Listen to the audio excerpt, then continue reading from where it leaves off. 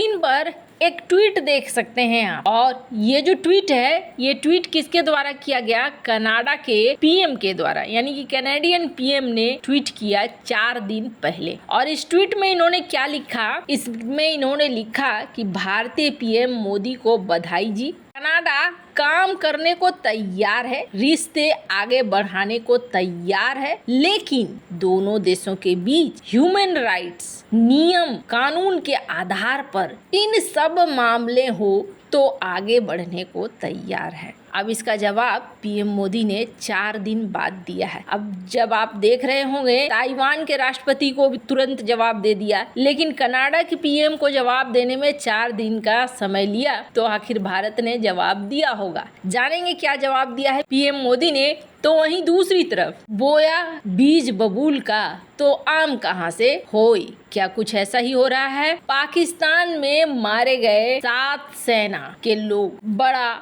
धमाका हो गया है पाकिस्तान में। जानेंगे जियोपॉलिटिक्स में क्या कुछ चल रहा है। हमेशा की तरह CIS न्यूज नेटवर्क के इस एपिसोड में जानने को मिलेगा बहुत कुछ। आइए जानते हैं इन खबरों को विस्तार से। तो जैसा कि हमने आपको कहा, कनाडा के पीएम ने यहाँ पर भारतीय पीएम को बधाइयाँ दी। नरेंद्र मोदी लगातार तीसरी बार भारत के प्रधानमंत्री हैं। रविवार को उन्होंने प्रधानमंत्री पद की शपथ ली। पंडित जवाहरलाल नेहरू के बाद वो पहले व्यक्ति हैं जिन्होंने लगातार तीसरी बार पद संभाला है। दुनिया भर से बधाइयाँ मिल रही है। कल हमने आपको दिखलाया था कि किस तरीके से एलन मस्क भारत के साथ काम करने के लिए तैयार हो रहे हैं। वहीं दूसरी तरफ बिल गेट्स ने भी पीएम मोदी को बधाई संदेश दिया है। स्क्रीन पर इस मैसेज को देख सकते हैं आप। अब इन बधाइयों के साथ साथ कनाडा के पीएम की भी बधाइयां थी और इस बधाई का जवाब देना था। आप जरा नोटिस करेंगे, बिल गेट्स ने जो पीएम मोदी को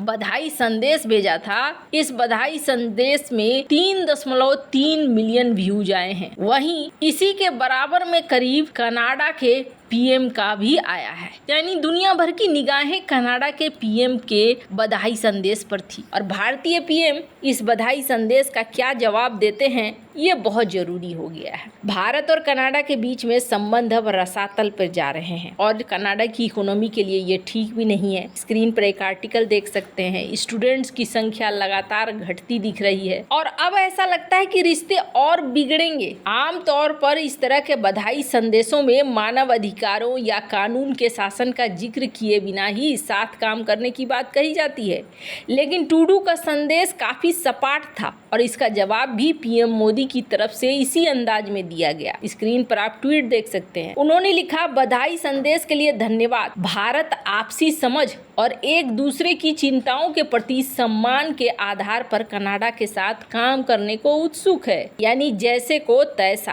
पीएम नरेंद्र मोदी ने एक दूसरे की चिंताओं के प्रति सम्मान की बात कही है। दरअसल भारत और कनाडा के साथ तनाव का सबसे बड़ा कारण खालिस्तान समर्थकों की गतिविधियां हैं। खालिस्तान समर्थक लगातार भारत विरोधी प्रदर्शन करते रहते हैं। वो भारत और भारतीय अधिकारियों पर हमले की धमकी देते रहते हैं, जिसे लेकर भारत कई बार कनाडा को इन पर लगाम लगाने को कह चुका है। पीएम मोदी ने अपने रिप्लाई में ये बताने की कोशिश की है कि कनाडा भारत की चिंताओं पर काम करे। अगर ऐसी गतिविधियां जारी रहती हैं तो भारत और कनाडा के संबंधों में तनाव बढ़ सकता है। हाल ही में एक प्रदर्शन के दौरान कनाडा और अमेरिका में खालिस्तान समर्थकों ने दिवंगत पीएम इंदिरा गांधी की हत्या का महिमा मंडन करने वाली झांकी भी निकाली थी। खैर, अब इस संदेश से ना 2 चीजें साफ हुई। पहली बात, 4 दिन का समय लिया पीएम मोदी ने, यानी 4 दिन इंतजार करवाया कि देखो तुम्हें हम जवाब देंगे। दूसरी तरफ चौथे दिन शपथ ग्रहण के बाद पीएम के हैसियत से इन्होंने जवाब दिया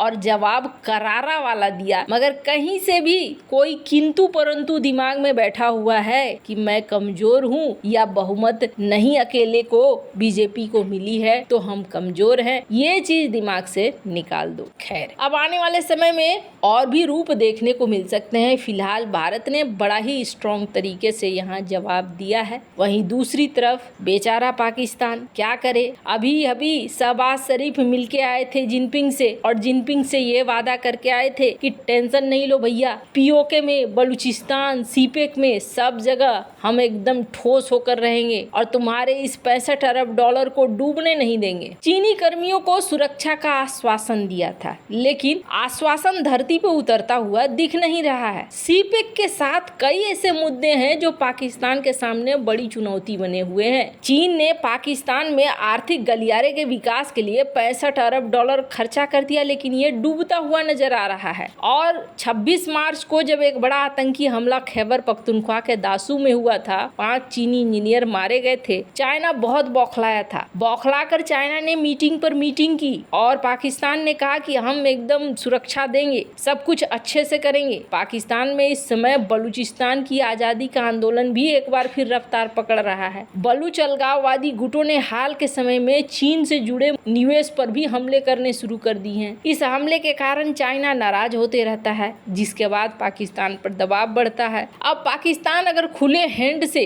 कुछ करता भी है तो मानव अधिकार की बात आ जाती है। वहीं अभी हाल में हमने देखा कि पीओके में भी बगावत की लहर देखने को मिली और इन सब के बीच में एक बड़ा वाला खेल हो गया और वो रविवार को हुआ। पाकिस्तान में रविवार को सेना के काफिले पर घात लगाकर हमला किया गया और इस हमले में 7 जवान मारे गए हैं। मारे गए जवानों में सेना का एक कैप्टन भी शामिल है। पाकिस्तानी सेना की मीडिया विंग ISPR ने कहा कि खैबर पख्तूनख्वा के लक्की मारवत जिले में जवानों का काफिला जा रहा था। इस दौरान उसे सड़क किनारे IED ब्लास्ट का निशाना बनाया गया। कुछ मीडिया रिपोर्ट में यह कहा गया कि चरमपंथियों ने बम विस्फोट करने के बाद गोलियां भी चलाई। अभी तक किसी समूह ने इस हमले की जिम्मेदारी नहीं ली है। हमले के बाद पाकिस्तानी सेना ने इलाके में आतंकवादियों के खिलाफ अभियान शुरू कर दिया है। पाकिस्तानी सेना की मीडिया शाखा ने कहा है कि इलाके में मौजूद आतंकवादियों को खत्म करने के लिए अभियान चलाया जा रहा है। सेना ने कहा कि इस जघन्य कृत्य के अपराधियों को न्याय के कटघरे में लाने की कसम खाई है। ISPR ने कहा कि पाकिस्तान के सुरक्षा बल आतंकवाद के खतरे को खत्म करने के लिए दृढ़ संकल्प है। हालांकि जो ये इलाका है खैबर पख्तूनख्वा का इलाका और खास तौर पर कहें लकी मारवत और आसपास के जिलों का, तो यहाँ पर चरमपंथी बड़ी संख्या में है। बम हमलों के साथ ही गुरिल्ला छापेमारी में सैन्य और पुलिस बलों को निशाना बनाते रहते हैं। इस्लामाबाद इन हमलों के लिए TTP पर आरोप लगाता है,